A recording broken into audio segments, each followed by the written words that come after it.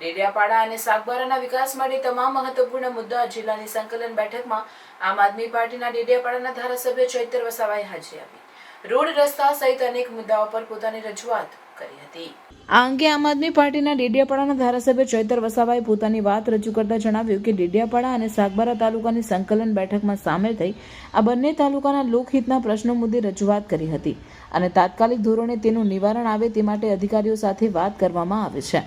ખાસ કરીને national highway, state highway અને ડિસ્ટ્રિક્ટ હાઈવેમાં જ્યાં પણ સમારકામની જરૂરત છે તે તાત્કાલિક ધોરણે કરવામાં આવે તેની વાત કરવામાં આવે છે.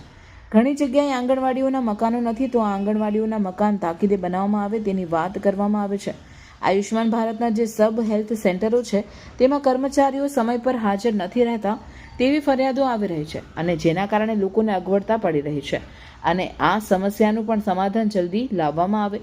વન અધિકારી અધિનિયમ અંતર્ગત જે પણ લોકોને સનદ મળી છે અને કેટલાકના દાવા પેન્ડિંગ છે એમની પણ એક ચકાસણી કરીને અને સર્વે કરીને તેમનું નિરાકરણ લાવવામાં આવે તે બાબતે પણ વાત કરવામાં આવે છે. આ સિવાય બીજી અન્ય તમામ બાબતો જેમ કે સ્વચ્છતા હોય, કુપોષણ હોય, સ્વાસ્થ્ય હોય, શિક્ષણ હોય, સિંચાઈ હોય અને વીજળીને લઈને પણ અમારી ચર્ચા થઈ છે. આ તમામ બાબતો પર અધિકારીઓએ હકારાત્મક જવાબો આપ્યા છે અને મેં જે પણ પ્રશ્નોની રજૂઆત કરી છે તે બાબતે જલ્દીથી નિરાકરણ આવે તે માટે તેઓએ ખાતરી આપી છે. સાથે સાથે મોવીથી ડેડિયાપાડા રોડમાં વચ્ચે જે પુલ તૂટ્યો છે તેમાં સરકાર અને અધિકારીઓની બેદરકારી દેખાય છે તો હવે તે પણ ચાલુ કરવામાં આવે તેવી તમામ બાબતોને લઈને અમે જિલ્લા સંકલન મિટિંગમાં ચર્ચા કરી છે. નેશનલ હાઈવે, સ્ટેટ હાઈવે, જિલ્લા પંચાયતના હાઈવે જ્યાં પણ એમાં રિપેરિંગ કરવા જેવી બાબત હોય ત્યાં રિપેરિંગ કરવામાં આવે. ઘણી જગ્યાએ આંગણવાડીના મકાનો નથી એ આંગણવાડીના મકાનો તાકીદે બનાવવામાં આવે. શાળાઓના મકાનો નથી એ તાકીદે બનાવવામાં આવે. આયુષ્યમાન ભારતના જે સબ હેલ્થ સેન્ટરો છે એમાં પણ કેટલાક કર્મચારીઓ સમયે હાજર નથી રહેતા ત્યારે લોકોને અગવડતા પડે છે એ પણ સમયે હાજર એવી અમે તાકીદ કરી છે.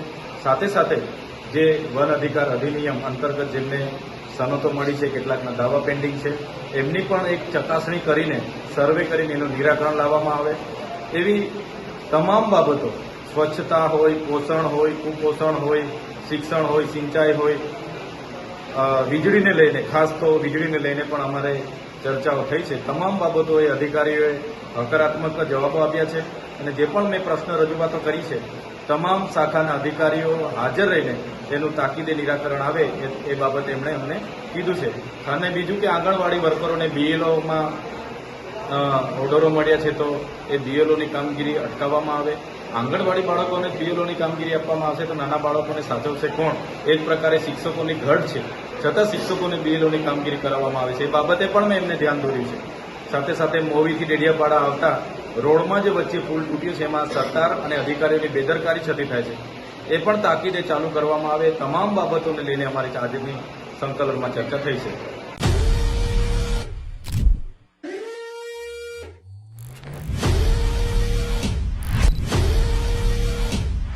जल्दी से कमेंट में बताओ कि ये ऑफर अंकलेश्वर में कौन से स्टोर में आ रही है. हम चूज करेंगे 3 लकी विनर्स और जिसने भी राइट आंसर दिया उनको मिलेगी exclusive coupon. Share this reel to your friends and comment करना मत भूलना.